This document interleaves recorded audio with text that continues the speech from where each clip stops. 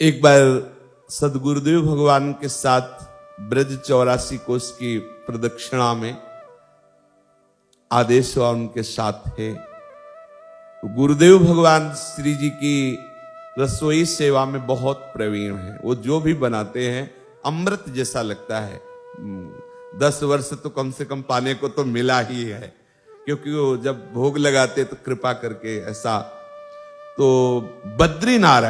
बद्रीनारायण है ना, वहां जब यात्रा पहुंची, यात्रा में चार विरक्त ही थे।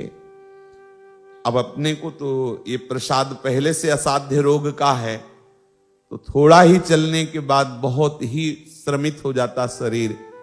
और गुरुदेव भगवान अपने को सेवा दिए थे, कंडा भी मांग के लाओ या बीन के लाओ, आटा मांग के लाओ और आटा गूंथ के रखो, ये व्यवस्था करो। तो अन्य जो थे सब्जी आदि की, और गुरुदेव भगवान रसोई स्वयं मनिया करते थे। अब वही शुरू।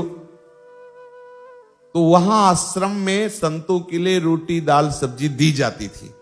जब ये पता चला तो गुरुदेव भगवान के ऊपर थोड़ा सा मन में गुस्सा सी आई, जैसे अपने माता पिता पे आती। फिर वही जाना पड़ेगा गांव, कंडा मांग के लाओ, आटा। एक एक कदम मुश्किल था। ये रोग का प्रभाव छीण कर दिया था शरीर को। अब तो औषधियों के प्रभाव से थोड़ा भगवत कृपा से चल भी रहा। उस समय तो बहुत ही हालत खराब थी। मन में आया फिर वही बाटी बनाएंगे, चूरमा बनाएंगे, दाल बनाएंगे, इतनी, अरे रोटी या मनिया लेके भोग लगा देते, आराम किया जाता। मन में आया जरूरत क्या है रोज चूरमा और बाटी, और इसकी क्या जरूरत है रोज। वो सन्यास का नशा वैराग्य का ना अंदर ही आया, बाहर कुछ नहीं हुआ। बाहर तो बना, भोग लगा। महाराज जी बहुत अल्पाहार करते हैं, 1-2 बाटी, थोड़ा सा चूरमा, जैसे आज भी रोटी बनाएंगे 2, तो आधी तो प्रसाद में वही जो सेवा में रहते हैं, 1-1.5 रोटी ऐसे पाते हैं। बहुत अल्पाहार है। और ये जीवन में देखा है। महाराज जी अपने कर कमल से 2 अगर रोटी बनाएंगे तो 2 ही बनाएंगे, और वो उसी का भोग लगेगा।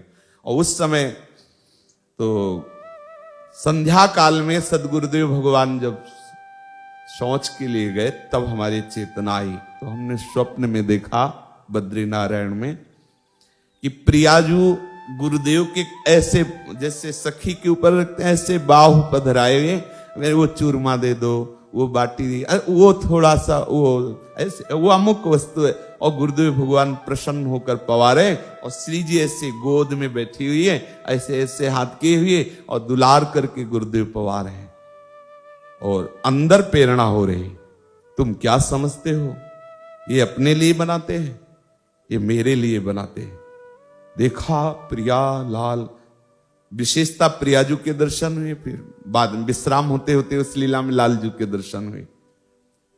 गुरुदेव भगवान सौच होकर ऐसे लंगोटी पहने ऐसे आ रहे थे। हम गए, दंडोत किया, कहा महाराज जी गलती हो गई। ठीक वही शब्द जो स्वप्न में थे, क्या तुम समझते हो ये रसोई हम अपने लिए मनिया करते हैं। हम कहा महाराज जी हम अज्ञानी जीव, हमसे गलती हो गई। ये सब अंदर की बातें हैं, शब्द में कुछ नहीं हुआ, बाहर कुछ नहीं हुआ। अंदर केवल थकान के कारण, क्लेशित होने के कारण, रोग ग्रसित होने के कारण ये आ गया कि क्यों रोज वही बाटी, वही चूरमा, वही इतना, अरे आज तो रोटी दाल हो जाती क्या। ऐसा यही आश्रम से ले लेते। गुरुजी महाराज पूर्ण सहचरी भाव में स्थित, और स्वामिनी के लिए प्रत्येक चेष्टा है। एक बार नहीं, सैकड़ों बार ऐसी उनकी कृपा से ये। तो अगर महापुरुष ना समझाएं, ना कृपा करे, क्या हम जान सकते हैं उनको? कदापि नहीं उनकी चेष्टाएं कदापि नहीं जान सकते।